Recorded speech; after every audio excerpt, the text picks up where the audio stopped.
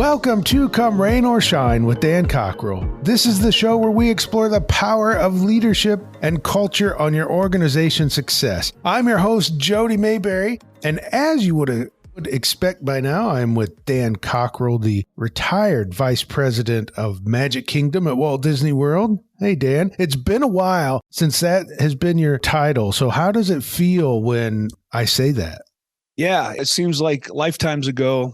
I don't know about this whole retired thing. I don't feel retired. I feel like I'm working more than I did before, the most I've worked in my life. So, but we'll keep the retired. It sounds like, people ask me, Disney, so you're retiring from Disney? I said, no, I'm not retiring. It just sounds better than leaving.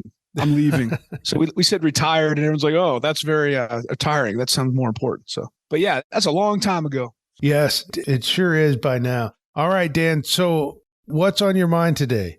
Yeah. So earlier, just about an hour ago, Jody also runs the Cockerell Academy, which Lee Cockerell, my father, runs, and he's got a monthly newsletter as part of the Cockerell Academy. They do a monthly call to talk about, it's monthly, right, Jody? That's right. Monthly community call. A monthly community call. They have all kinds of other bells and whistles they're adding, but I was inspired on, I don't make the call very often because I'm traveling, but today I had time. I jumped on and listened. And when I got on, they were talking about, and the concept was just this idea, the theme of it was, what is holding you back? What is holding you back? And so today's going to be maybe less about tactics and maybe a little bit more inspirational if I can take a shot at that. But Lee was talking about the fact about we're walking around today and there are things in our lives that we are worried about. And there's lots of different things like, man, I'm worried about my kids because they're in elementary school and I know that social media and there's, you could get bullied and that's something I'm worried about. Or I'd love to lose some weight so I could feel better and look better, but I just can't seem to get there. I don't like my job. But I don't know how to make a move. It's too risky. I'm just going to put up with it. Or I want to be a public speaker. I want to do more public speaking, but it's scary and I don't really want to put the time in necessarily. So I would just, this is something that I have, as I'm getting older, I'm looking back on situations I was in that I clearly had total, not control over, but ability to respond to. And I didn't. And as I'm getting older, I'm realizing to have the more courage to deal with things and have the discipline to deal with things, because when you deal with them and you get rid of the things that are holding you back, all of a sudden, all these great things start happening, but it takes a sacrifice to do it. And I'll get into more detail what that means. But my dad talks about all the time is if you got a problem and you wake up every day thinking about it, get on it. Stop letting this control you and go deal with it. And you may be terrified to deal with it. You may not know how to deal with it. But I guarantee you, when you take the first step, no matter how small it is to deal with it, then you get momentum. And then you start moving in a direction. And the situation might get worse, but at least it's changing. And when it's changing, it means you have ability for it to progress. And you'll either get to a successful solution to it or you won't. But at least you have some control over it and you're acting upon it. And when you start acting upon problems, it releases you. It feels so much better.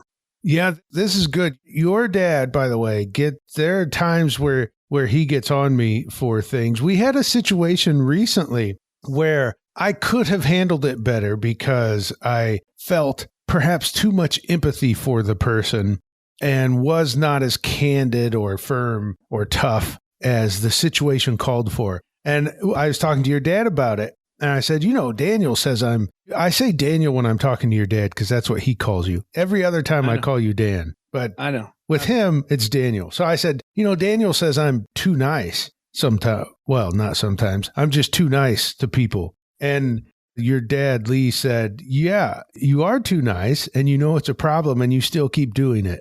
And which is, ouch. You can hear your dad saying that. But that is not only is it true, I feel like so many of us, we know what the problem is, but we still choose to walk around with it instead of doing something about it. Yep, absolutely. And it's just facing and going, am I serious or not? Am I really serious about this? So a couple examples. I've heard people before say, I really don't like my job. I really want to do something else. And I say, well, then quit.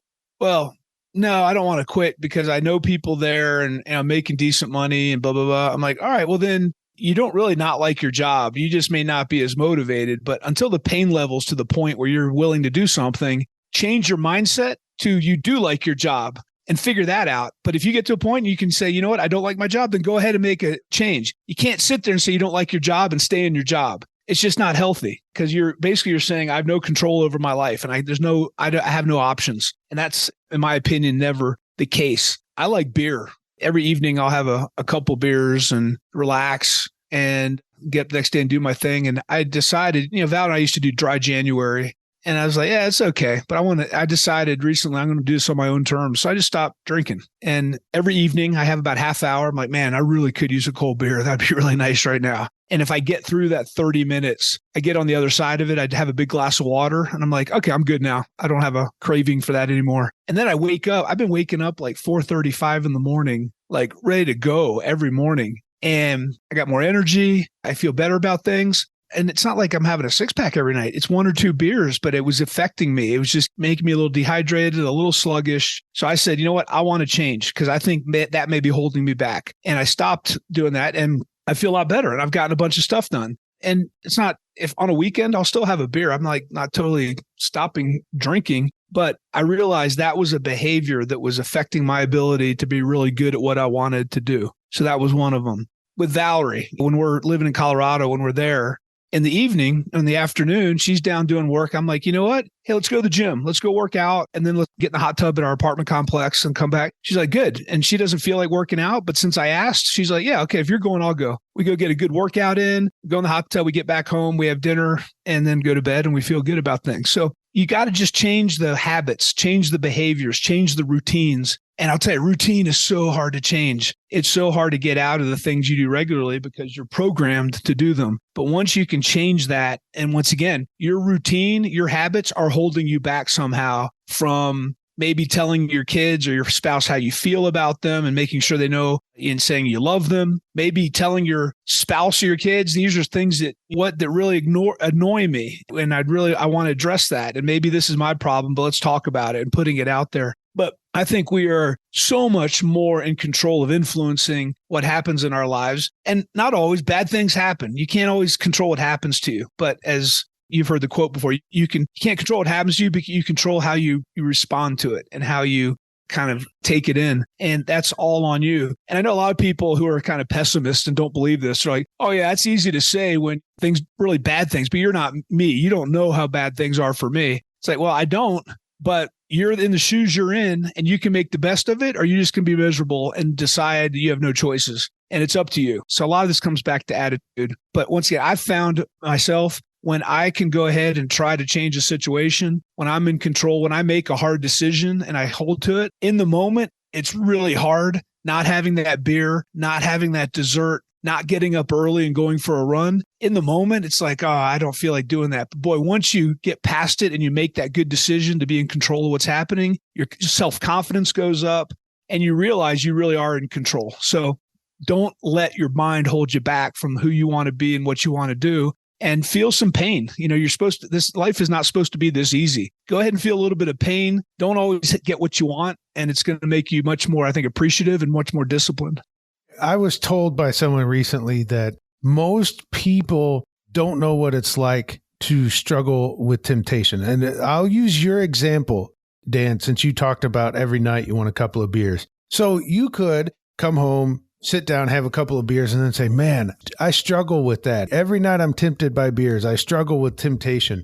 But you really don't, because you don't know what it's like to struggle, because you give in every time. You only know what it's like to struggle when you decide not to have those two beers. That's right. That's right. And you just got to start feeling that other part of your mind that is acceptable to, you know what, you're going to hold the line here and you're not going to get that instant gratification. And it may be hard now, but you're going to get a payoff 5 times more tomorrow if you cannot give into that temptation. But to your point, it takes practice. And there are certainly times when you're going to blow it.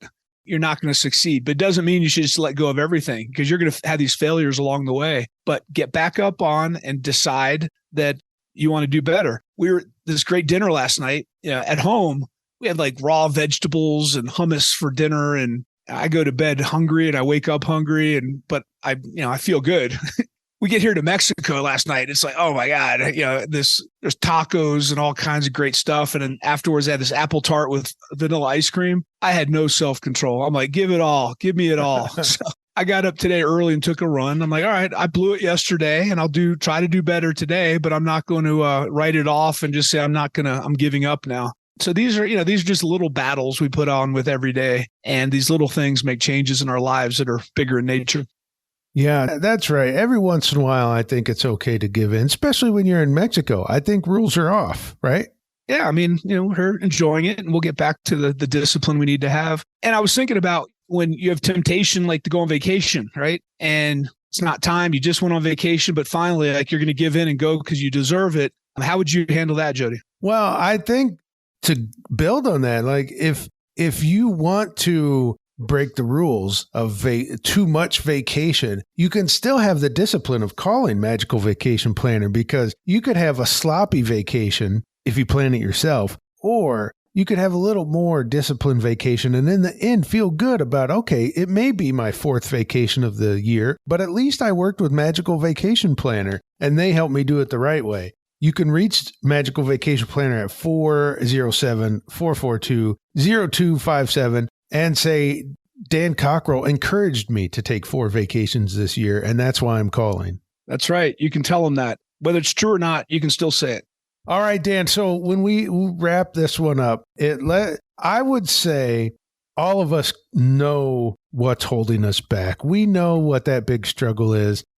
Even if we haven't told people, we personally know what it is. So we won't talk about identifying what's holding us back, Dan, because we know. But when we're willing to admit what's holding us back, what is the first step in taking care of that?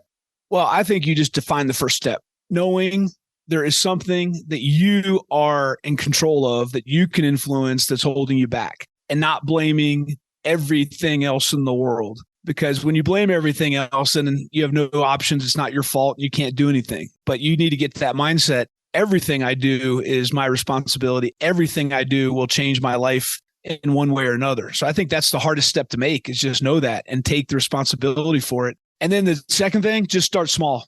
Just start small. You know what? What's holding me back? I want to feel good. I want to feel physically good. All right, well then start working out. I hate working out. All right, well just get up one morning, get up early, get out of bed, go downstairs. That's it. And then go back to bed. And the next day, get up, go downstairs, put your sneakers on, and then go to bed. The next day, get up, go downstairs, put your sneakers on, open the front door. And the next day, do all that and walk down to the end of the street and do it. The steps are easy. Doing them every day is the hard part. But just starting to do something. When you do something, it makes it real. And when it's real, it's much easier to continue. So realize and admit to yourself that you are in control and you can do something to change your situation, and that's holding you back. And then go do something, do anything. And that action is going to be a seed eventually that can grow into something that's going to become a bigger habit, and it's going to start making real impacts on your goals, your life, how you feel, whatever you're focusing on. Well, I had a point a few years ago where I just felt like I wasn't getting enough movement. I'd been a park ranger for all those years, and then I ended up working in an office and then at my house, and I wasn't getting enough movement. So one day I went for a walk. And then something really special happened, because the next day I went for a walk, and now I had a 2-day streak of 10,000 steps. And that's just how things begin. You do it once. And that's up to, and how many days is that now, Jody? Oh, day-wise, I have not updated my spreadsheet lately, but it is more than 7.5 years. Yeah. And it all began with the going for a walk the second day. Yep. That's how these things start. You do it the first time and that felt good, so you do it again, and then you're just on your way. So if you want some encouragement in this, I would say I'm going to volunteer Dan. I'm going to say reach out to Dan at dancockerell.com. If you want to, tell him what you're struggling with and what you plan to do about it. Don't come to Dan just with a problem. Tell him what you're struggling with and what you're going to do about it. Dan at dancockerell.com. So Dan, hopefully I've just opened up a flood of people reaching out to you. Well, we'll see if we get a flood. I'd also say Cockerell Academy is a great opportunity to get these monthly newsletters and actually get on call with others and share your stories and ask questions and have a conversation. So either is good. Either is good. And that's cockerellacademy.com. Thank you so much, Dan. And thank you for listening to Come Rain or Shine.